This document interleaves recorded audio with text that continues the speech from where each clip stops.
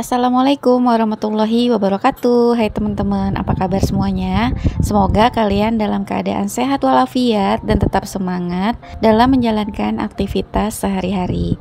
Ketemu lagi ya di channel aku, Vita Refbian, channel yang berisi tentang kegiatan ibu rumah tangga sehari-hari yang sangat sederhana.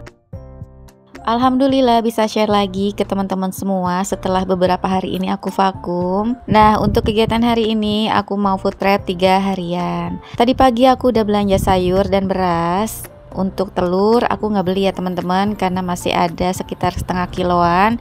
Jadi hari ini aku beli beras aja sama sayuran. Nah, untuk berasnya seperti biasa aku beli yang 5 kiloan kayak gini. Mereknya tuh random aja ya teman-teman.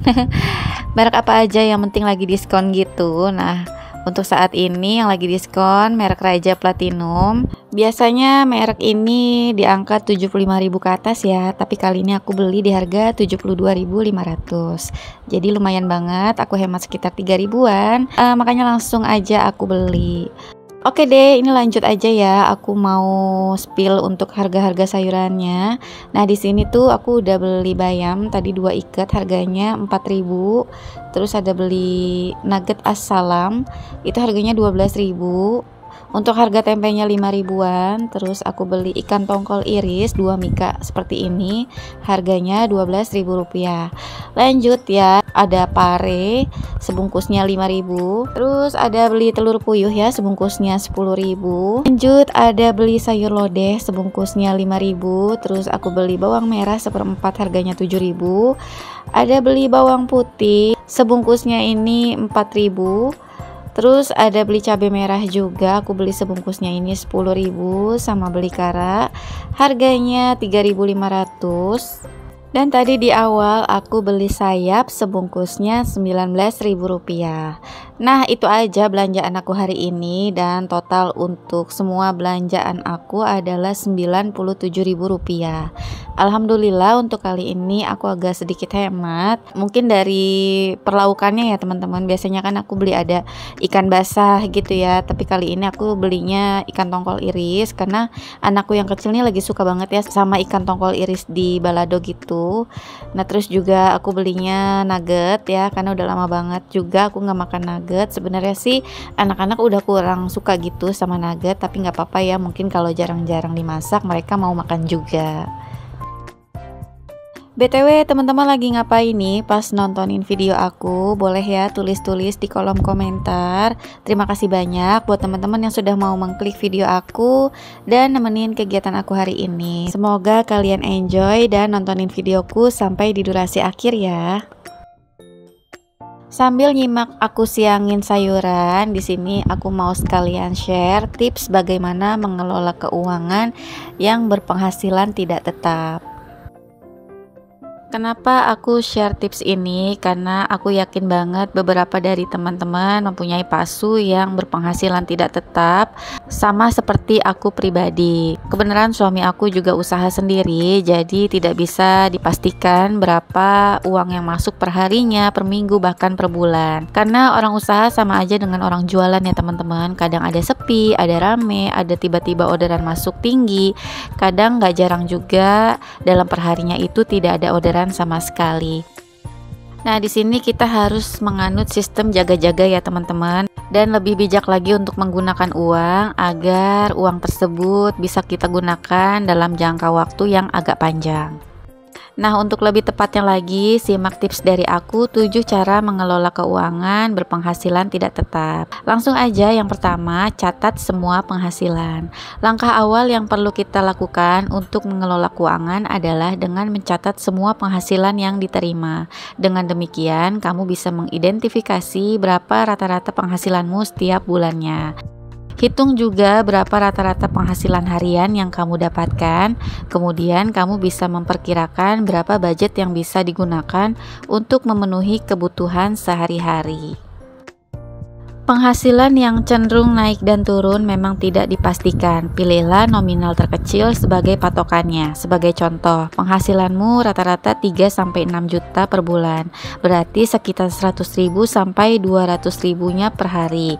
Maka usahakan untuk mencukupi kebutuhan maksimal 100.000 per hari. Sehingga jika penghasilanmu lebih dari itu, sisanya bisa ditabung atau untuk dana darurat. Yang kedua, buat anggaran pengeluaran. Bagi orang dengan penghasilan tidak tetap, seringkali merasa kesulitan untuk memperkirakan jumlah rata-rata penghasilan.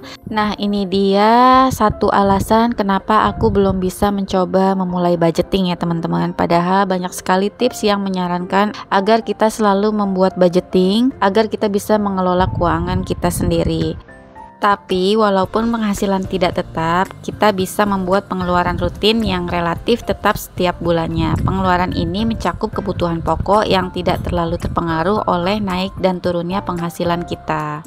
Buatlah rincian biaya apa saja yang harus kita keluarkan setiap bulannya, kemudian jumlahkan semua biaya pokok tersebut.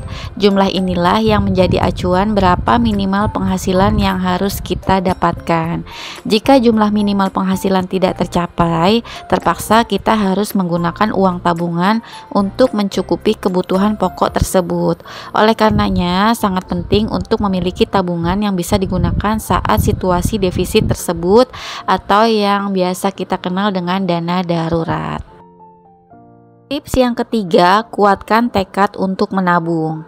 Kalau selama ini kita sering mengalami kegagalan untuk menabung, mungkin salah satu penyebabnya adalah tekad kita belum kuat.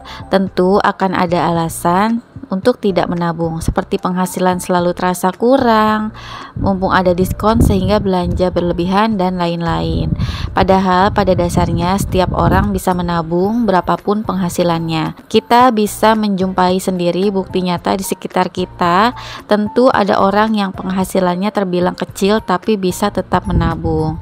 Maka dari itu, kuatkan tekad untuk menabung. Yakinkan diri kita bahwa menabung itu mudah dan sangat penting untuk menjaga stabilitas keuangan di masa depan. Next, tips yang keempat yaitu terapkan cara menabung yang benar. Cara menabung dengan penghasilan tidak tetap perlu dilakukan dengan benar agar tidak gagal di tengah jalan. Tentukanlah jumlah minimal yang harus kita tabung, bisa juga berupa persentase dari penghasilan. Perlu ditegaskan bahwa menabung bukanlah menunggu sisa uang yang ada setelah digunakan untuk keperluan lain. Menabung harus dilakukan secara disiplin sejak awal kita menerima penghasilan. Tentukan jumlah yang harus kita tabung pada saat kita membuat perencanaan keuangan.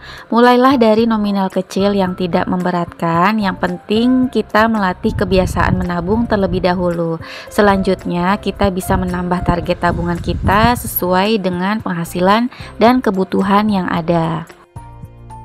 Tips yang kelima, gunakan rekening terpisah. Arus masuk dan keluar dana di rekening pada umumnya akan lebih dinamis. Sumber pemasukan bisa dari banyak pihak dengan nominal berbeda-beda.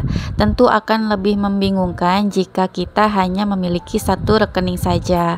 Apalagi jika kita sebagai ibu rumah tangga mungkin punya penghasilan sendiri atau sampingan yang pastinya menggunakan rekening pribadi juga ya teman-teman. Sebaiknya dipisahkan antara rekening penghasilan dan tabungan.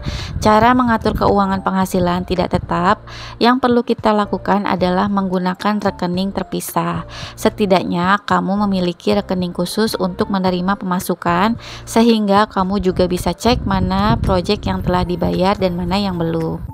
Kamu juga perlu memiliki rekening khusus untuk transaksi kebutuhan sehari-hari seperti membayar tagihan, belanja online, dan lain-lain. Kemudian jangan lupa rekening khusus tabungan yang bisa berupa rekening tabungan rencana atau deposito. Tips yang keenam, prioritaskan kebutuhan dibandingkan tuntutan gaya hidup. Kita tidak perlu memaksakan diri untuk berada pada standar gaya hidup tertentu jika memang penghasilan kita tidak mencukupi. Penghasilan yang tidak pasti mengharuskan kita pandai beradaptasi dengan gaya hidup yang sesuai. Saat menerima penghasilan besar, boleh saja kita menaikkan sedikit gaya hidup kita. Namun ketika penghasilan berkurang, kita harus kembali menyesuaikan gaya hidup kita. Jangan lupa bahwa kita tetap harus rutin menabung. Tentu sangat baik jika kita bisa tetap pada gaya hidup sederhana sesuai kebutuhan dan menabung uang yang tersedia. Sehingga ketika menerima penghasilan yang besar, tabungan kita akan semakin besar juga. Tips yang terakhir, cara mengelola penghasilan tidak tetap, yaitu cerdas memanfaatkan promo. Program promosi dibuat untuk menarik pelanggan, meningkatkan penjualan, dan mencapai tujuan pemasaran lainnya. Ada kalanya program promo merupakan kesempatan kita untuk belanja lebih hemat, namun tidak jarang program promo menjebak agar kita membeli barang yang tidak dibutuhkan. Ada banyak promo yang bisa kita manfaatkan untuk menekan pengeluaran, seperti program diskon, cashback, hadiah langsung, program undian, dan lain-lain.